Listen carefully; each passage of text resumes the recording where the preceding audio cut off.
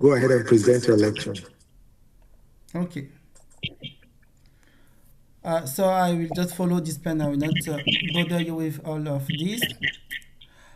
So what is the neurosurgeon expected from the neuroradiology? So we need to have a complete visualization of the pathology that we will take care, and anatomical relationships with what we got in clinical workup.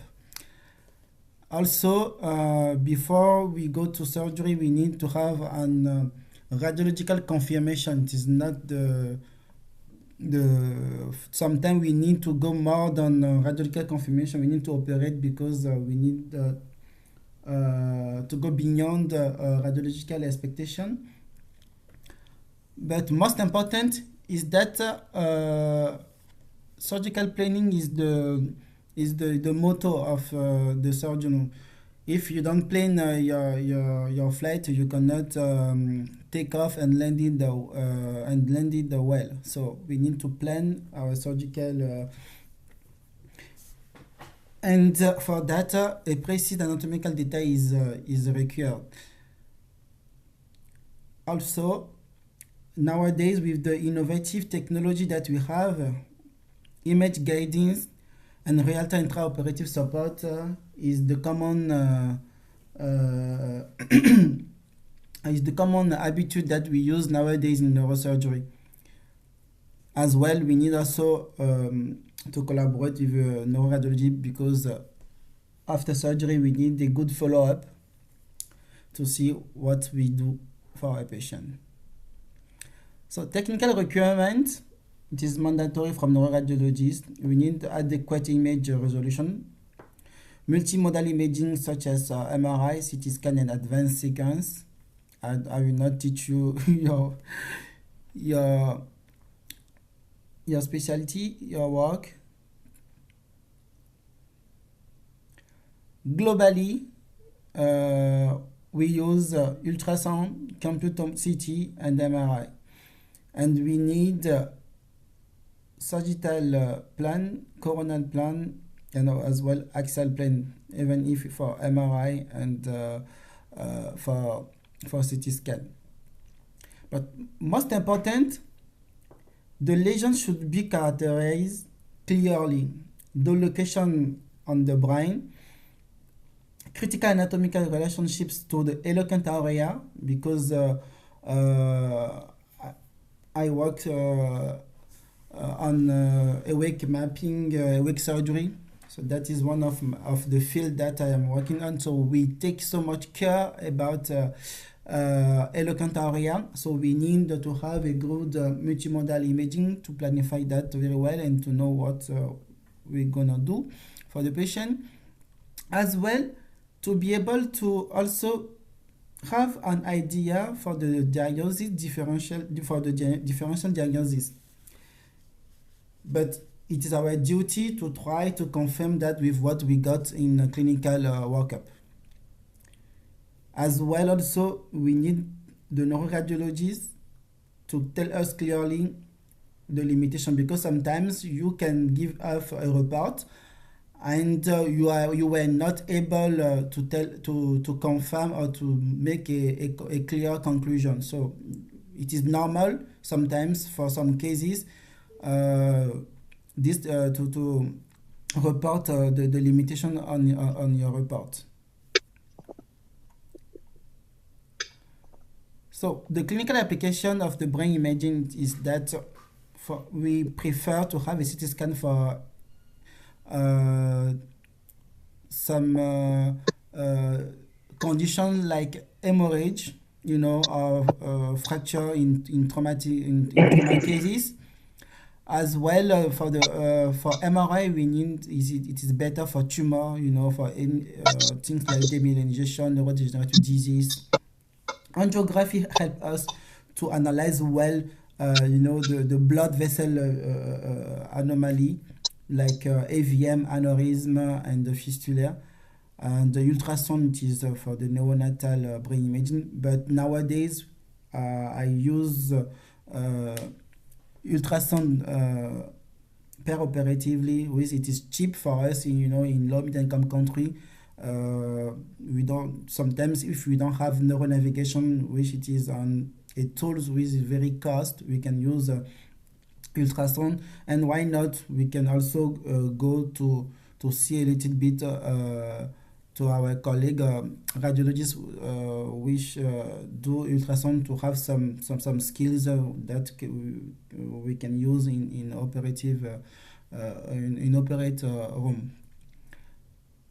So clearly, most of the pathology that we use together is stroke, trauma, hydrocephalus, and for the astral plane, it is better for everything like a stroke, trauma, and hydrocephalus. Coronal plane will help us to have a good visualization on medial structure, ventricular system, and pituitary gland, for example.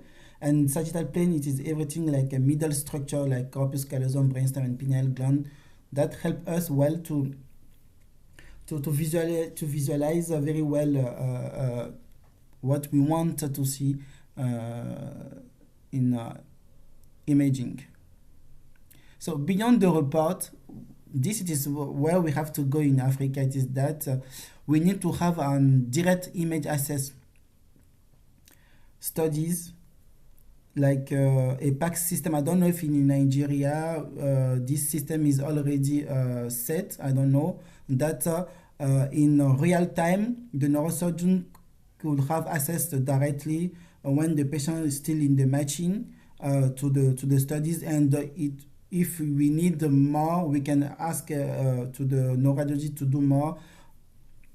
We can discuss directly in real time with the neuroradiology, and that should help us to have a good collaboration in image guided navigation setup also in low middle income country. So it is very important to have this in mind, how we can set this in West Africa Center.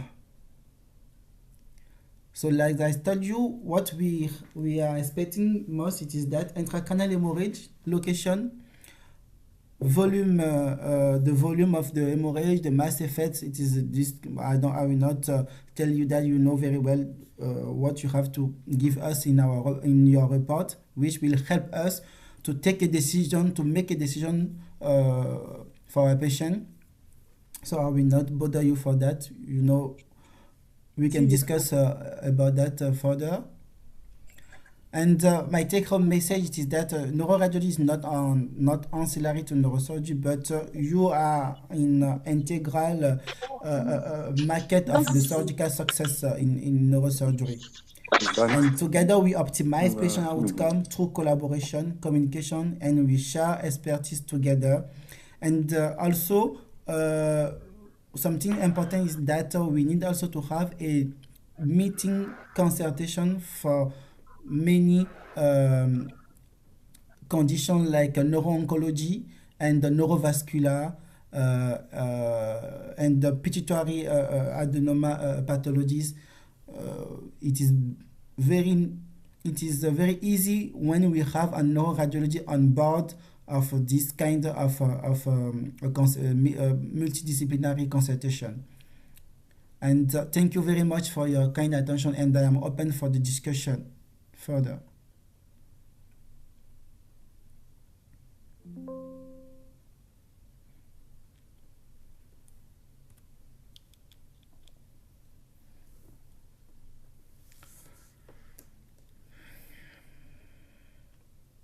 Yeah, I think someone raised hand. Yeah, thank you so much, Dr. Bankole, for that excellent presentation. And very brief and very detailed. So I want to ask concerning your background. Yes. You have had some interest in Yes, neuroscience. there's some echo from your end. Please, I don't get you.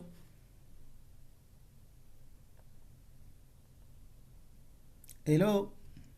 Hello? Yeah, I can get you now.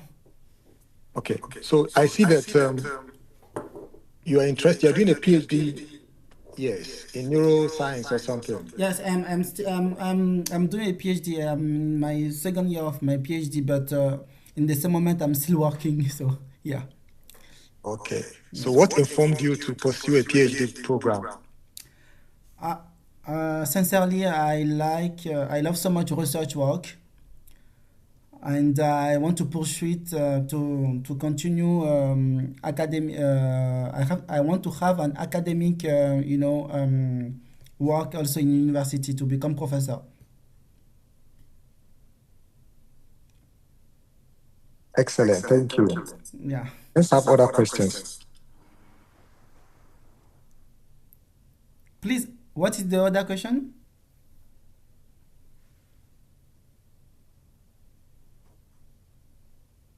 I want other participants to Okay. ask questions. Recording in progress.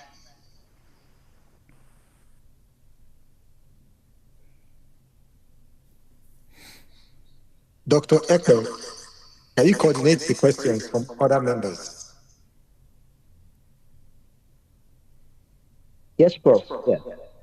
Okay. I'm just going through the chat box and I can't see any questions. Please, you can type your questions or you unmute yourself to ask questions.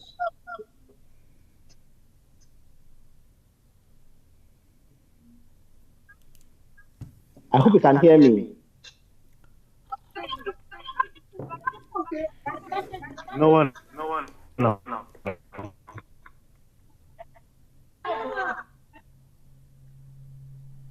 I think some Sorry, question Dr. is in Abiodun, the are you chat. asking a question?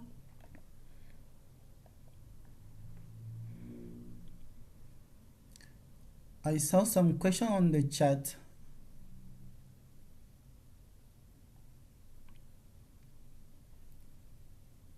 Oh, okay, yeah. So, Alawale Agomeji saying, thank you, sir, for the presentation. How do you interpret cases where imaging looks bad, but clinical deficits are mild and vice versa? I think that from my young experience, I don't interpret image which is bad. I had image or I don't have image. We cannot do this kind of thing with a patient. We have to, in 2025, we cannot accept the bad imaging. That is my own opinion. But if I don't have choice and it is an emergency case, I will do with what I have, unfortunately. But most important, you have to know the clinical, it is the motto. You have to examine very well your patient, but you need to confirm what you have, but you cannot play with the brain of the patient with bad image. Except if it is an emergency and you have to save the life of the patient. If not, you have to wait to have a good image before to proceed. Thank you. Okay, thank you so much.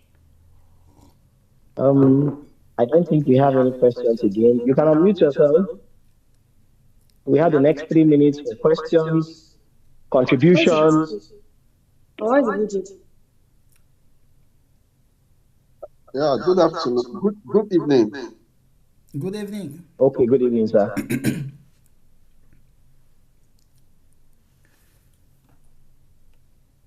I think that's Joshua Gaba.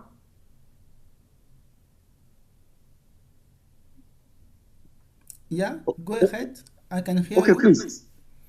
I want to find out, you've really talked about what you need from the radiologist in terms of reports that will aid in proper management. Can you paint some scenarios in terms of your experience where reports from the neuroradiologist does not really tally with your expectations? Okay. Yeah, sometimes we can have some, we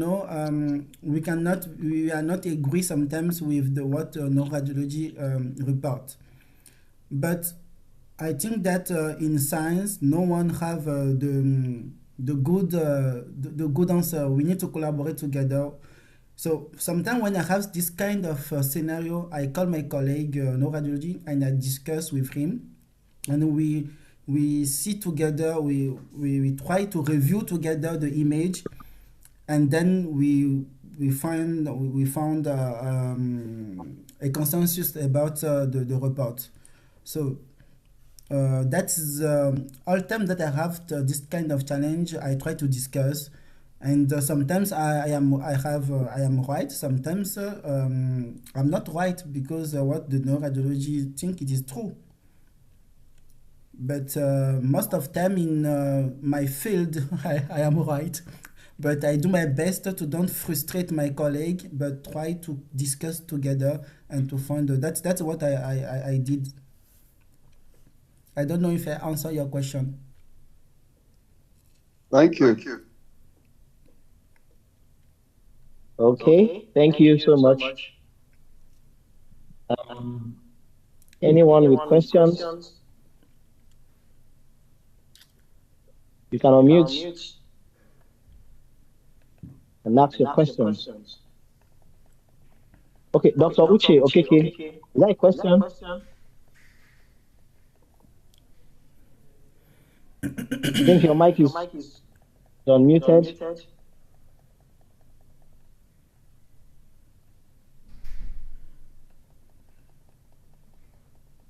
Okay.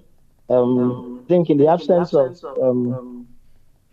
questions, I really want to appreciate Dr. Nuruddin Adeniran for Dr. that. Efren, I think there's a question. Oh, okay. Oh, okay. Samuel Awuro. He's saying, I want to find out if there are specific challenges you encounter with neuroimaging from radiographer per your experience.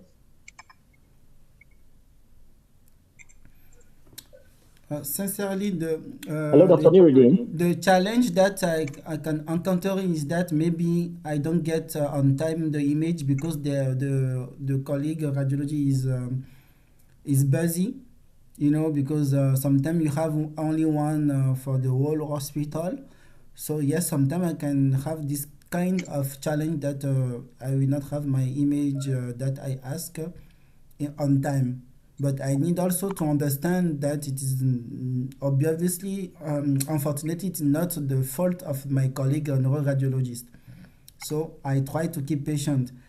But sometimes some neuroradiologists could not also understand the emergency cases and doesn't want to do the image in emergency and want to put that I don't know for a month or for a week. But what I did, it is to call also again my colleague and to explain to him why I am asking this kind of image in emergency and right now. So and sometimes and many of them they understand and they do the image on time. Yeah, that is some challenge that I can encounter on my experience.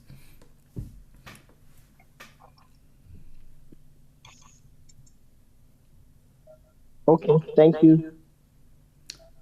So I'll hand over to the president.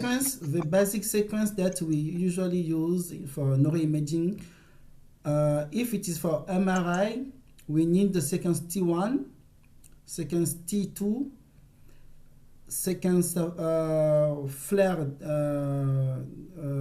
and also the diffusion, as well also the T1 with injection. But it is depend of kind of lesion that we are suspecting. If it is a tumor, this kind of sequence it is mandatory. If we are suspecting that maybe the lesion bleed, we need to go for a SUI. Okay, a SUI it is not bad. If you don't have ability to do a SUI, if you can do a T2 stars with echo gradient, also it is suitable. Yeah. But if we are suspecting vascular, we need to complete with angio MRI or to do a good CT angio scan with a 3D reconstruction to study well the Willis polygon of the vessel.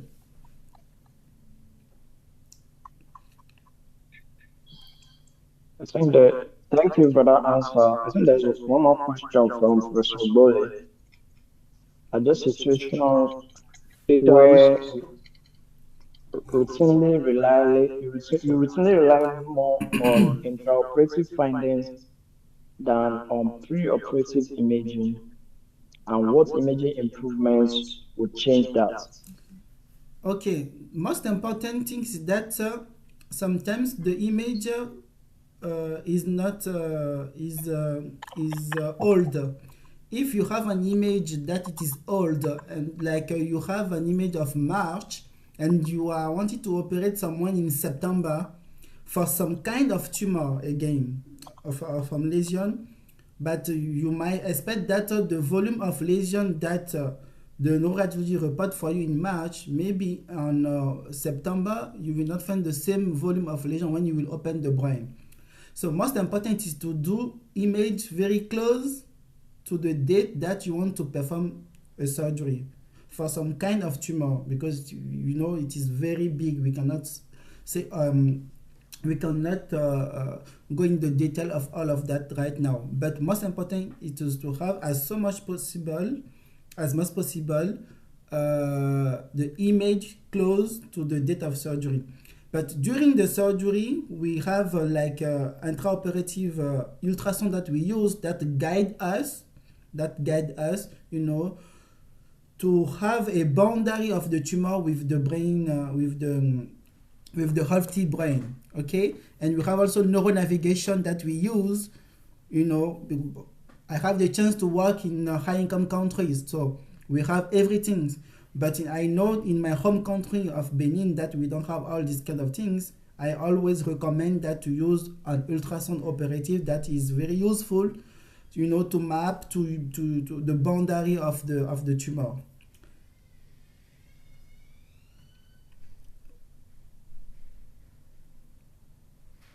Okay, thank you very much. I think Another question: yeah. for complex cases such as tumor, epilepsies, and vascular lesions, what imaging information do you wish was communicated more clearly or differently in a radiology report? Okay, as I said on my topic is that for the case like a tumor, but most important epilepsy, it is a little bit it is a complex, because you have primary epilepsy or secondary epilepsy. Secondary epilepsy due to tumor, due to lesion in the intracranial, you know, to the intracranial lesion in the brain, into the intracranial lesion. Primary epilepsy due to hippocamp sclerosis, all etiology of primary epilepsy. However, MRI is for us the gold standard. It is MRI. The same sequence as I told you, T1, T2, and sometimes for the vascular, we can do a CIS and Fiesta, you know, if we are suspecting something like a conflict with nerve and vessel. In case of neuralgia, sensory neuralgia, we can also do a Fiesta and 6 seconds to complete the MRI. Looking ahead, how do you see AI, low field MRI, or all of this kind of tool? It is good. It is good, especially in resource limited setting. If we have this kind of tools, why not? That also it is not bad to be able to have a good characterization of the lesion.